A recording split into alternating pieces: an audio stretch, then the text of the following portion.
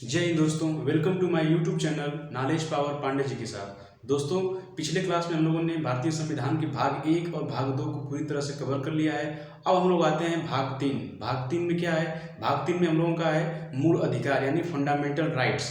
ये दोस्तों बहुत ही जरूरी आप लोगों के लिए है मूल अधिकार। ये आप लोगों का क्या, ये सबके लिए जरूरी है कि संविधान ने हम लोगों को क्या क्या अधिकार दिया है और उसका कैसे हम लोगों को इस्तेमाल करना है। तो ठीक है, तो आइए हम लोग आते हैं अनुच्छेद भाग संख्या 3 पे मूल अधिकार। ठीक है, तो आइए देखते हैं भाग 3 का क्या नाम है, मूल अधिकार। मूल अधिकार को दोस्तों अनुच्छेद 12 से लेकर 35 तक में रखा गया है। मूल अधिकार को इंग्लिश में क्या कहते हैं? Fundamental rights. ठीक है, तो आते हैं दोस्तों, सबसे पहले आते हैं कि मूल अधिकार किस देश से लिया गया है। तो आते हैं मूल अधिकार किस देश से लिया गया है। तो मूल अधिकार को यूएसए से मूल अधिकार को लिया गया है, मतलब संयुक्त राज्य अमेरिका।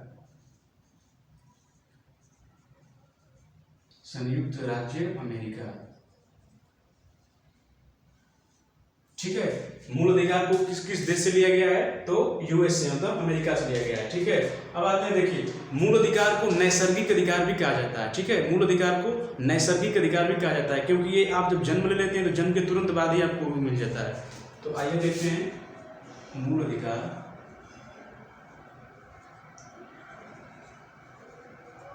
मूल अधिकार को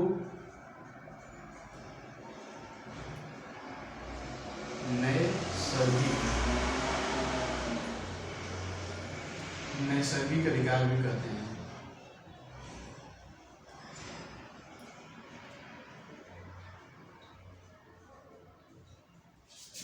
क्योंकि यह आपके जन्म के बाद मिल जाता है।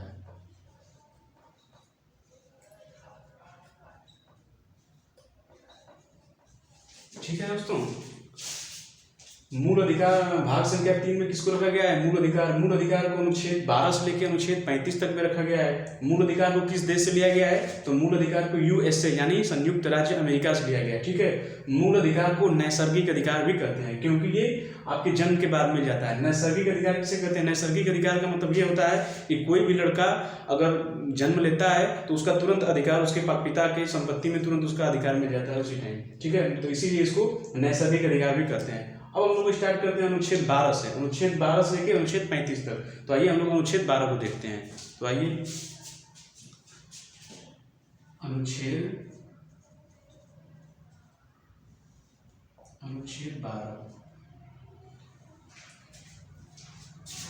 12 देखिए, अनुच्छेद 12 ये कहता है कि मूल अधिकार की परिभाषा इसमें दी गई है। ठीक है, मूल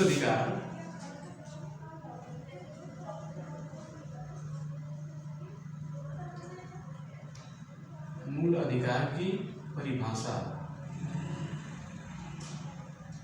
लेकिन इसमें राज्य शब्द को भी जोड़ा गया है। ठीक है, राज्य शब्द। अब देखिए इसमें क्या है, ये बोल रहा है कि मूल अधिकार की परिभाषा इसमें दी गई है और राज्य शब्द को भी जोड़ा गया है। तो राज्य शब्द का मतलब ये नहीं होता है कि उत्तर प्रदेश बिहार जो हम लोग 28 राज्य हैं वो। देखिए राज्य शब्द इसमें दूसरा, राज्य शब्द का इसमें जो राज्य है इसका दूसरा मतलब है। राज्य देखिए उसे कहते हैं जो राज्य जो बनाता है वो अपने हिसाब से कानून ले आता है, वो अपने ढंग से वो सारी व्यवस्था करता है अपने नागरिकों के लिए, तो उसी को हम लोग राज्य कहते हैं। तो राज्य के अंतर्गत केवल आपका जो 28 राज्य भारत में वही नहीं है। राज्य के अंतर्गत देखिए राज्य वो भी हो सकते हैं। देखिए हमारा संसद भी एक तरह से राज्य हो सकता है। ठीक, क्योंकि संसद देखिए अपने हिसाब से कानून बनाता है, उसको पारित करता है, अच्छे नागरिकों की भलाई के लिए काम करता है। ठीक है, संसद हो गया। जैसे कोई संस्था है, ठीक है, कोई संस्था कोई कार्य कर रही है तो कोई अच्छा काम कर रही है संस्था, तो संस्था भी एक राज्य की तरह ही हो गई।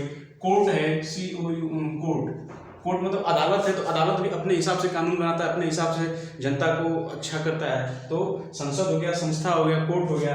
देखिए हमारे शिक्षा के क्षेत्र में आइए तो देखिए यूपीएससी एक तरह से भी एक राज्य की तरह से, ये देखिए यूपीएससी भी देखिए अपना एक अलग से अपना वो निकालता है, वैकेंसी निकालता है, अब उसका एग्जाम लेता है, वो सिस्टमेटिक ढंग से सब कुछ करता है। तो ये भी एक राज्य की तरह से ही आ गया। ऐसे यूपीएससी हुआ, एसएससी भी देखिए वही हुआ। एसएससी भी देखिए एक तरह से अपना एग्जाम निकालता है, बच्चों को एग्जाम लेता है अच्छे के लिए। तो कहने का मतलब ये है कि मूल अधिकार की परिभाषा इसमें राज्य शब्द कर दिया गया है, तो राज्य शब्द में ये सब आ जाएंगे, कोई भी ये सब राज्य में ही आ जाएंगे, तो इससे हमारी मूल अधिकार की रक्षा होगी। ठीक है, तो अनुच्छेद 12 यही कह रहा है। अब देखते हैं अनुच्छेद 13।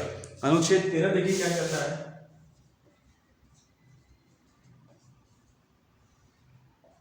अनुच्छेद 13 देखिए, अनुच्छेद 13 ये कहता है कि यदि आपके मूल अधिकार से किसी दूसरे के मूल अधिकार को दिक्कत हो रही है, उसको प्रभावित कर रहा है, तो आपके मूल अधिकार को खत्म कर दिया जाएगा। ठीक है, यदि आपके मूल अधिकार से किसी दूसरे के मूल अधिकार, आपका मूल अधिकार किसी दूसरे के मूल अधिकार को प्रभावित कर रहा है, उसको दिक्कत हो रही है, तो आपके मूल अधिकार को रोक दिया जाएगा। ठीक, ये कह रहा है अनुच्छेद 13, यदि आपके मूल अधिकार से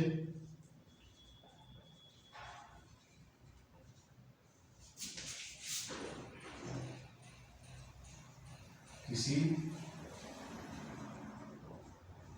दूसरे के मूल अधिकार, किसी दूसरे का मूल अधिकार प्रभावित होता है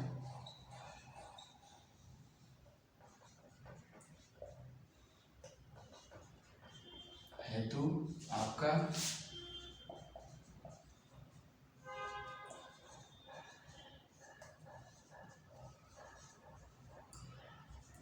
मूल अधिकार पर रोक लगा दिया जाएगा।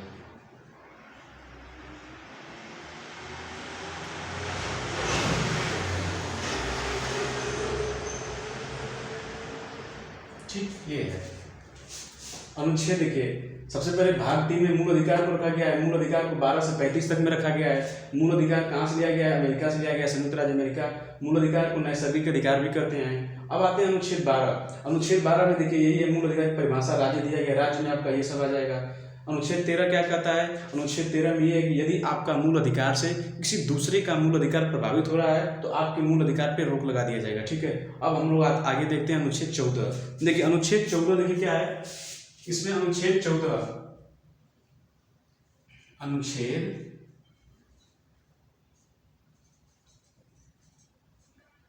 देखिए 14 से लेकर के 18, अनुच्छेद 14 से लेकर 18 तक के समानता का अधिकार दिया गया। ठीक है, समता या समानता का अधिकार दिया गया है।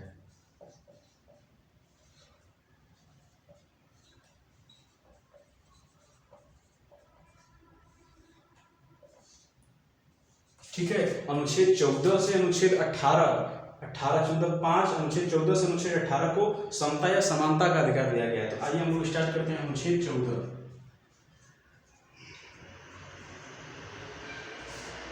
अनुच्छेद 14, अब देखिए अनुच्छेद 14 क्या कहता है। देखिए, अनुच्छेद 14 ये कहता है कि विधि के समक्ष समता या समानता का अधिकार। विधि मतलब कानून के सामने सब लोग एक समान रहेंगे। ठीक है, विधि के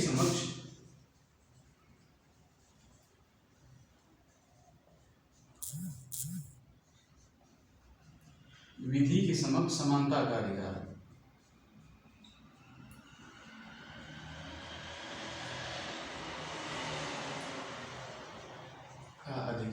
अर्थात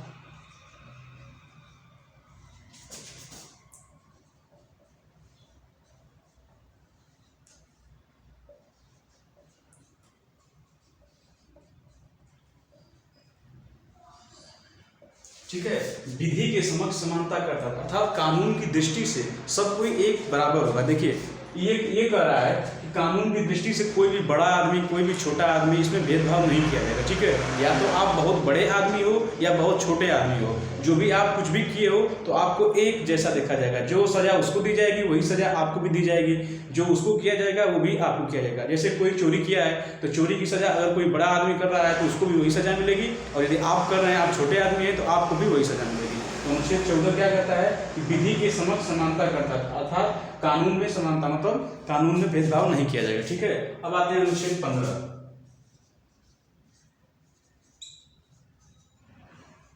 अनुच्छेद 15 क्या कहता है कि देखिए, किसी धर्म, किसी जाति, धर्म, लिंग या जन्म स्थान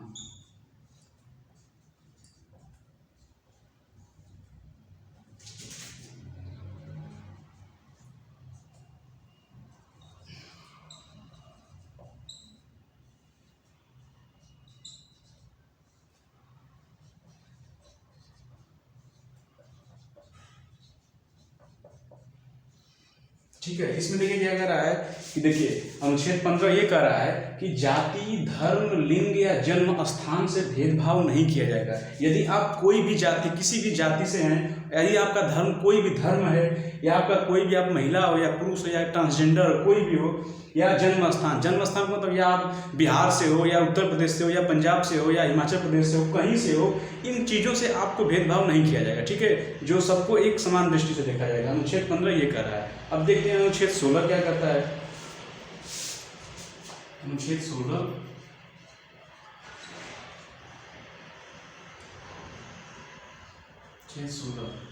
अनुच्छेद 16 ये कहता है लोक नियोजन।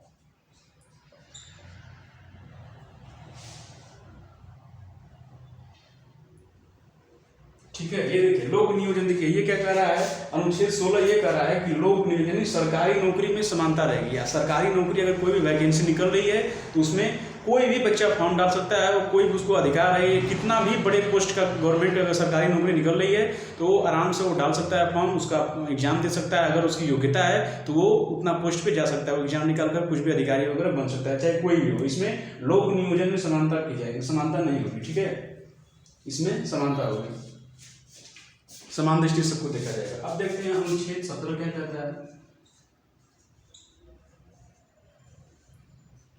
अनुच्छेद 17 ये कहता है कि अस्पृश्यता,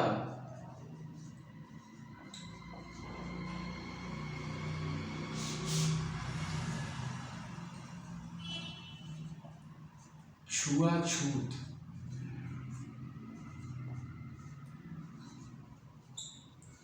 ठीक है। देखिए ये क्या कहता है, अस्पृश्यता यानी छुआछूत। इसमें यदि कोई नागरिक छुआछूत को कर रहा है या छुआछूत को बढ़ावा भी अगर दे रहा है तो उसको सीधे वो जेल जा सकता है। ठीक है, तो अस्पृश्यता यानी छुआछूत का अंत करना होगा। ये नहीं कि वो छोटा आदमी है तो आप उससे बर्ताव कर रहे हैं, आप उसको छू नहीं रहे हैं, आप उसको दूर से भगा दे रहे हैं, ऐसा नहीं करना है। अगर ऐसा करते हुए आप पकड़े जा रहे हैं या छुआछूत को यदि आप बढ़ावा भी दे रहे हैं तो आप सीधे जेल जा सकते हैं। ठीक, अनुच्छेद 17 ये कह रहा है। अब देखते हैं अनुच्छेद 18। अनुच्छेद 18 क्या कहता है, तो अनुच्छेद 18 ये कहता है,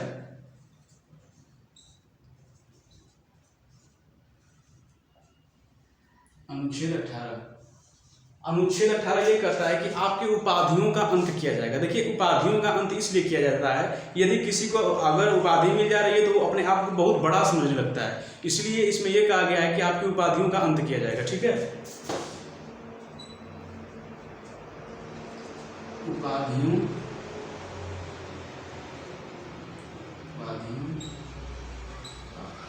ठीक, जैसे एग्जाम्पल ग्रुप में से कोई भी महाराष्ट्र उपाधि ले रहा है, महाराष्ट्र उपाधि हो, सर हो या अन्य उपाधि। ठीक, देखिए उपाधि यदि आप कोई भी उपाधि आपको मिले, या तो महाराष्ट्र का हो, सर हो या कोई अन्य उपाधि आप मिल रही है, तो उस उपाधियों का आपको अंत करना पड़ेगा, ये आपके नाम के आगे नहीं लगाना पड़ेगा। दूसरा इसमें ये कह रहा है, ये तो पहला हो गया। दूसरा इसमें ये कह रहा है कि यदि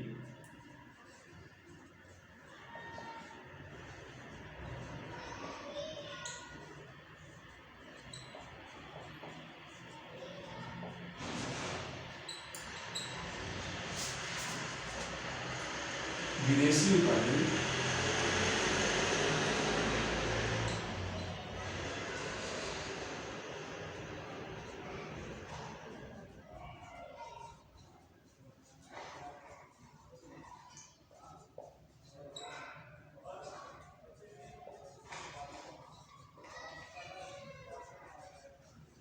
देखिए इसमें यह भी कह रहा है कि यदि आप कोई विदेशी उपाधि को ग्रहण कर रहे हैं तो आपको राष्ट्रपति से अनुमति लेनी पड़ेगी। ठीक है, विदेशी उपाधि ग्रहण करने से पहले राष्ट्रपति साहब को आपको अनुमति लेनी पड़ेगी। ठीक है, ये कह रहा है, इसमें ये भी है। तीसरा इसमें ये कह रहा है कि यदि कोई गवर्नमेंट की तरफ से कोई राष्ट्रीय पुरस्कार मिल रहा है या आपको सेना की तरफ से कोई उपाधि मिल रही है तो उसको आप लगा सकते हैं, उसको आप धारण कर सकते हैं, लेकिन उसको अपने नाम के आगे आप नहीं लगा सकते हैं। जैसे आपको किसी को भारत रत्न मिला तो आप ये कह सकते हैं कि हमें भारत रत्न मिला है, लेकिन आप अपने नाम के आगे भारत रत्न नहीं लगा सकते हैं। ठीक है, ये इसमें बोला गया है।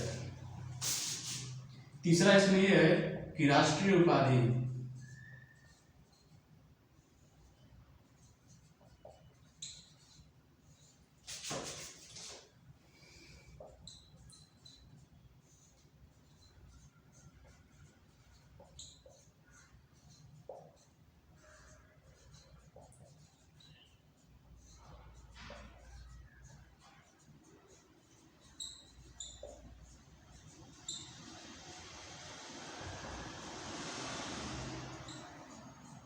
ठीक है, लेकिन नाम से पहले नहीं लगा सकते। चौथा इसमें ये कह रहा है कि सेना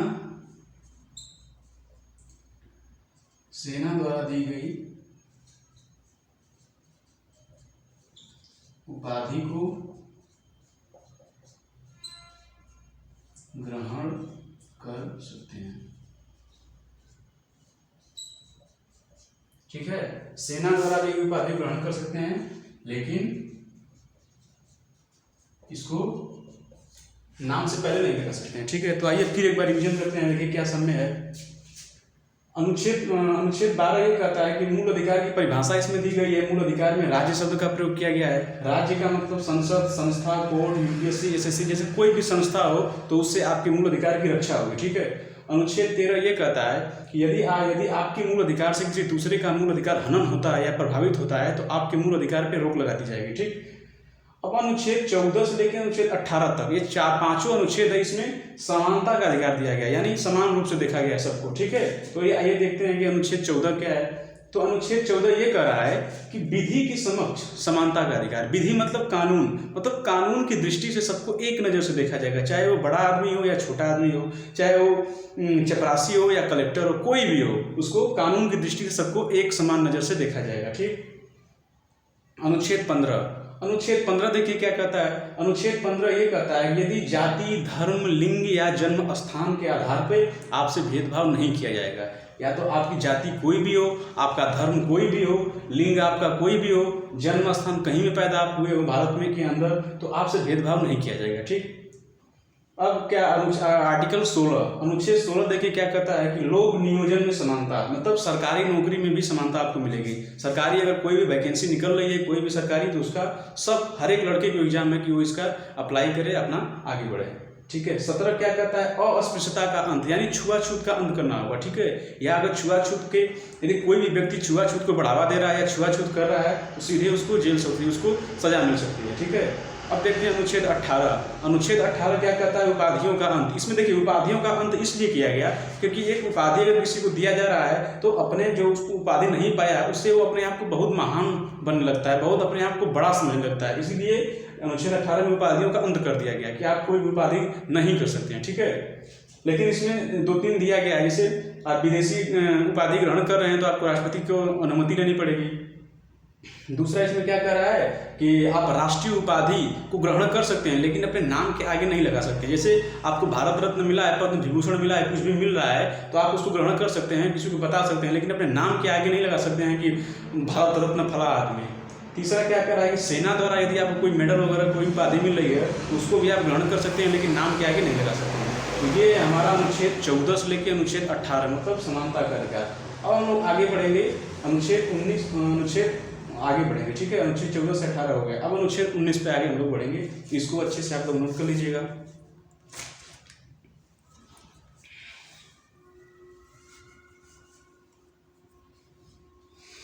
ठीक है, चलिए आगे बढ़ते हैं।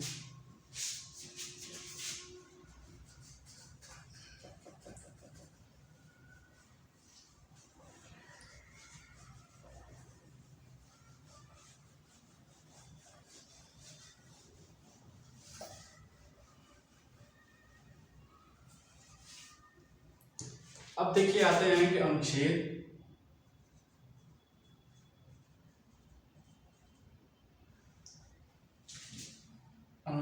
19 से 22 तक।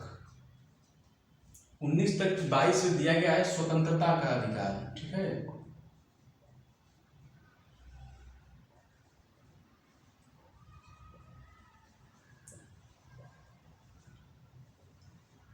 क्या दिया गया है? स्वतंत्रता का अधिकार। ठीक है, तो आइए अनुच्छेद 19 से स्टार्ट करते हैं।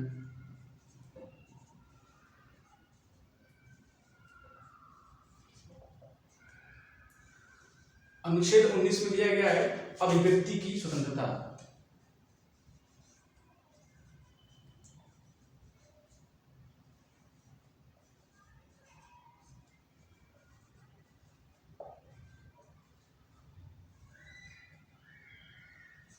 देखिए अनुच्छेद 19 ये कह रहा है कि आपको अभिव्यक्ति की स्वतंत्रता, यानी आपको बोलने का अधिकार है। आप बोल सकते हैं, आप किसी को भी बोल सकते हैं, लेकिन ऐसा मत बोल दीजिए कि भाई आपके उसमें आर्टिकल 13 में आर्टिकल 13 में बताया गया है कि आपके मूल अधिकार से दूसरे का मूल अधिकार हनन न हो। तो आप किसी को भी बोल सकते हैं, लेकिन ऐसा मत बोलिए कि उससे बुरा लग जाए, ठीक है।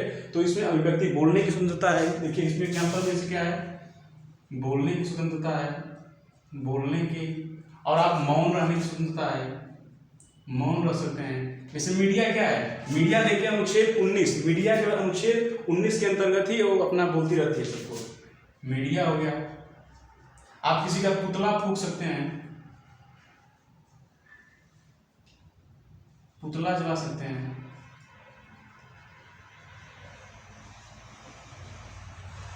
ठीक है। अब देखिए अनुच्छेद 19 से क्या कहता है, अनुच्छेद क्या है, अभिव्यक्ति की स्वतंत्रता, यानी आपको बोलने की स्वतंत्रता है, बोलने की स्वतंत्रता है, आप मौन धारण कर सकते हैं, मौन करने की स्वतंत्रता है। मीडिया इसमें यही, मीडिया देखिए अभिव्यक्ति की स्वतंत्रता में यही बोलता रहता है। आप किसी का पुतला जला सकते हैं, विरोध कर सकते हैं। अब देखिए अनुच्छेद 19 को 7 प्रकार में बांटा गया है, मतलब अनुच्छेद 19 के 7 प्रकार हैं। अब देखिए सातों कौन कौन से हैं। तो अनुच्छेद में पहला क्या है, अनुच्छेद पहला क्या है, सभा करने की स्वतंत्रता।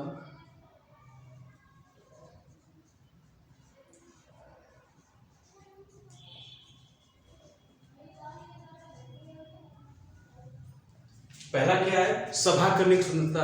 आप किसी भी सभा कर सकते हैं, लेकिन उसमें भी कंडीशन है। आप सभा में, आप देखिए सभा में आप कोई देश सुरक्षा, आप देश की सुरक्षा से खिलवाड़ नहीं कर सकते हैं, देश की सुरक्षा के खिलाफ नहीं बोल सकते हैं, और किसी भी कोर्ट के खिलाफ कुछ नहीं बोल सकते हैं, ठीक है।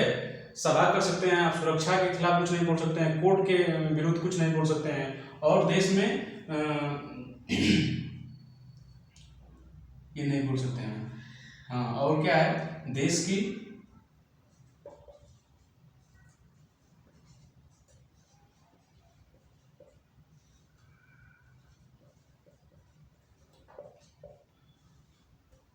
और देश की एकता अखंडता के खिलाफ भी नहीं बोल सकते हैं, ठीक है, समझ गए। और आंतरिक और विदेशी, कोई भी विदेशी संबंध है, विदेशी संबंध है, आप उसके खिलाफ भी नहीं बोल सकते हैं, ठीक है। आपको सभा करने की स्वतंत्रता है, सभा करने के बाद आपको सभा करने की स्वतंत्रता है। संगठन बनाने की भी स्वतंत्रता है,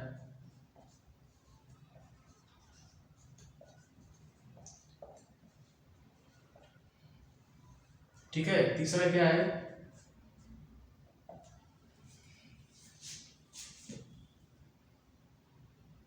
देश में कहीं पर भी घूमने की स्वतंत्रता है,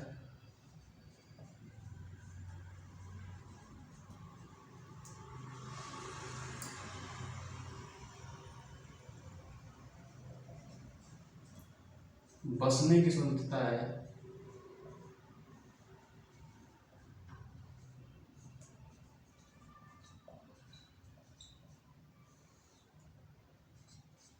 पांचवा क्या है, सभा करने की स्वतंत्रता, संगठन बनाने की स्वतंत्रता, देश में कहीं पर भी घूम सकते हैं आप, बसने की स्वतंत्रता है, और संपत्ति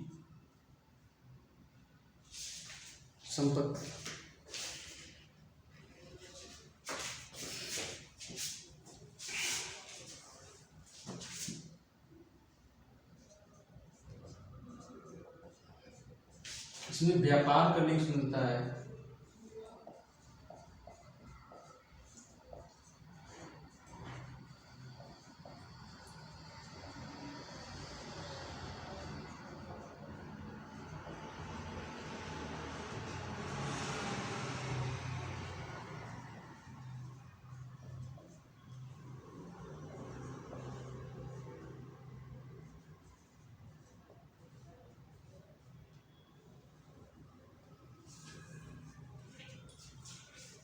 संपत्ति की स्वतंत्रता है, हम संगठन देश में कहीं भी घूमने बसने की स्वतंत्रता है, और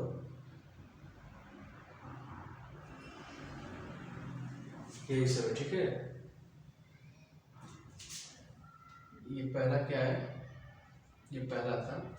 अभी व्यक्ति की स्वतंत्रता, सभा करने की स्वतंत्रता, संगठन देश में कहीं पर भी घूमने की स्वतंत्रता, बसने की स्वतंत्रता, संपत्ति खरीदने की स्वतंत्रता, व्यापार करने की स्वतंत्रता। देखिए दोस्तों, इसमें भी एक दिक्कत आने लगी। गवर्नमेंट को लगा कि देखिए संपत्ति के अधिकार को आपने मूल अधिकार में रख दिया है, यानी आपके सोचिए, अगर सपोज करें कि आपका ऐसे मकान है, आप कहीं संपत्ति खरीद रखे हैं और वहाँ से railway track, government railway track बिछाना चाह रही है और बीच में आपका जमीन आ गया, तो आप तो खड़े हो जाएंगे कि भैया हमारा मूल अधिकार है, हम तो कहीं कोर्ट चले जाएंगे सीधे, आप नहीं देंगे आपका। इसलिए संपत्ति के अधिकार को आपको हटा, मूल अधिकार में से हटा दिया गया है। तो संपत्ति के अधिकार को, इसको 44वां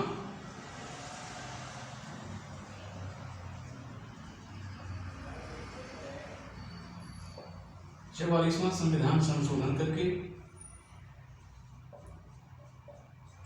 1978 में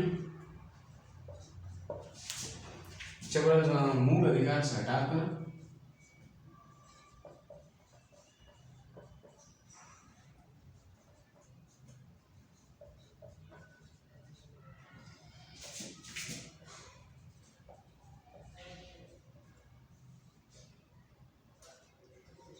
कानूनी अधिकार में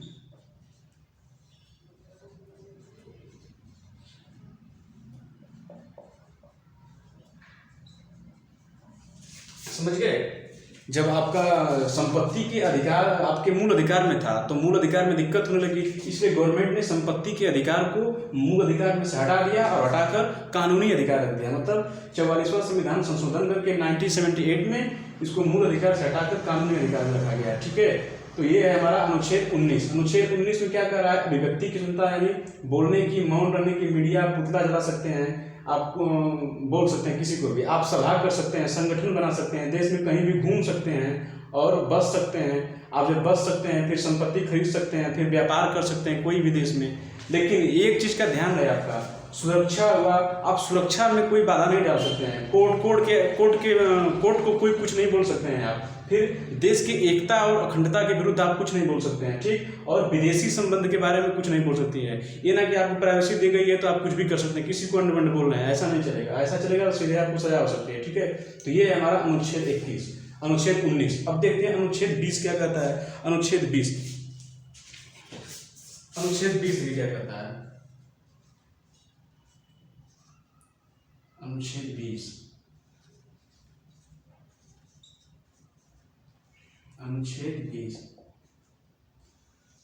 20 में क्या कह रहा है कि दोष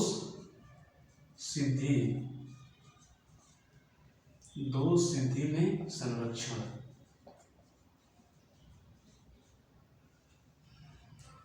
दोष सिद्धि में संरक्षण। ठीक है, आपको दोष सिद्धि, यदि कोई आपने क्राइम किया हुआ है, ठीक है, यदि आपने कोई क्राइम किया हुआ है तो उसमें दोष सिद्धि में कुछ संरक्षण मिला है। ठीक है, तो आइए देखते हैं क्या संरक्षण मिला हुआ है। तो पहला इसमें है अपराध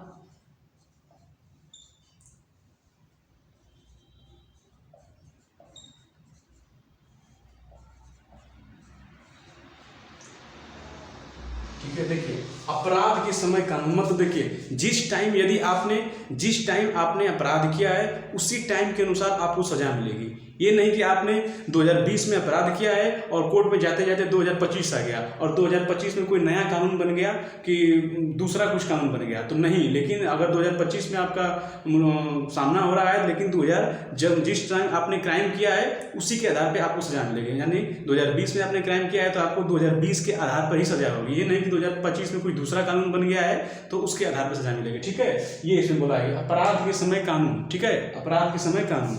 अब दूसरा इसमें क्या करता है, एक दोष के लिए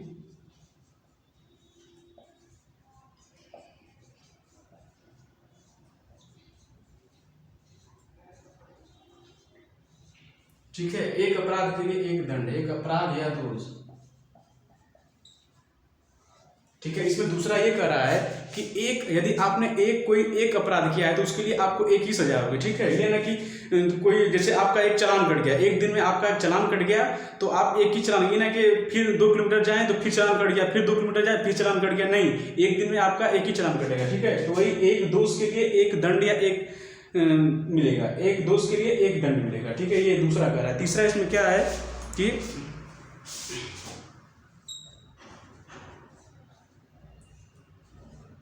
खुद के विरुद्ध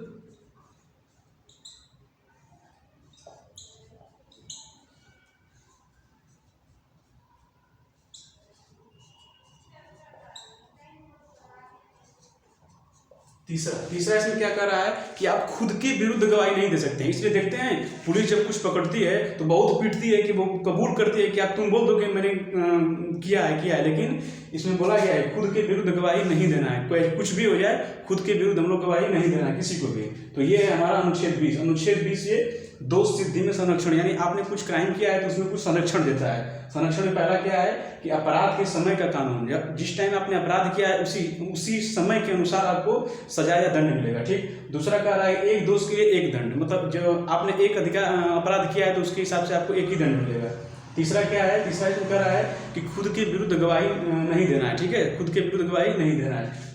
तो आइए फिर से हम एक बार रिविजन कर लेते हैं। अनुच्छेद देखिए, पहला हम लोग 14 से लेकर 18 तक में क्या पढ़ा, समानता का अधिकार। फिर क्या है 19 से लेकर के 22 में क्या है, स्वतंत्रता का अधिकार। स्वतंत्रता के अधिकार में अनुच्छेद 19 क्या कहता है, अभिव्यक्ति की स्वतंत्रता, ठीक है, अभिव्यक्ति की स्वतंत्रता।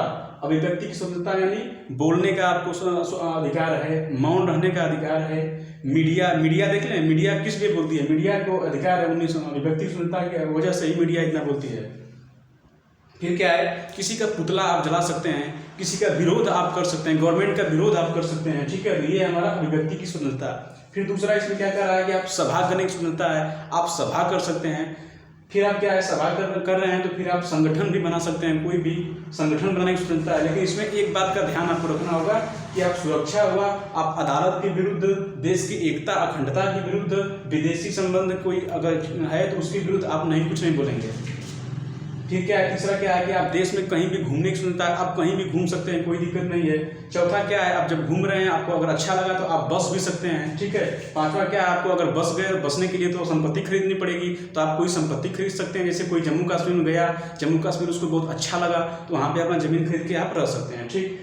तीसरा क्या, अब रह रहे हैं तो फिर इसमें छठवां क्या कर रहा है कि व्यापार करने की स्वतंत्रता है, तो आप व्यापार भी कर सकते हैं। लेकिन संपत्ति के अधिकार को मूल अधिकार में रखा गया था, इसलिए गवर्नमेंट को दिक्कत आने लगी। इसलिए 44वां संविधान संशोधन करके 1978 में मूल अधिकार को हटाकर कानूनी अधिकार बता दिया गया। ये देखिए एग्जाम में क्वेश्चन पूछेगा कि संपत्ति के अधिकार को कौन सा संविधान संशोधन करके हटाया गया था, तो 44वां संविधान संशोधन करके इस सन में 1978 में इसको कानूनी अधिकार दिया गया, ठीक है। संपत्ति के अधिकार को मूल अधिकार में से हटा दिया गया था। अनुच्छेद 20 क्या कहता है कि दोष सिद्धि में संरक्षण, मतलब आप कोई भी क्राइम किए हैं तो उसमें आपको संरक्षण, गवर्नमेंट उसमें संरक्षण देगी। संरक्षण में यही 3 ठो है, अपराध के समय के आधार पर कानून आपको सजा मिलेगी, एक दोष के लिए एक ही कानून मिलेगा, युद्ध के विरुद्ध गवाही नहीं देना, आप युद्ध के विरुद्ध गवाही नहीं देना, अपने विरुद्ध, अरे खुद के विरुद्ध गवाही नहीं देना, ठीक है, अपने विरुद्ध आप गवाही नहीं दे सकते हैं।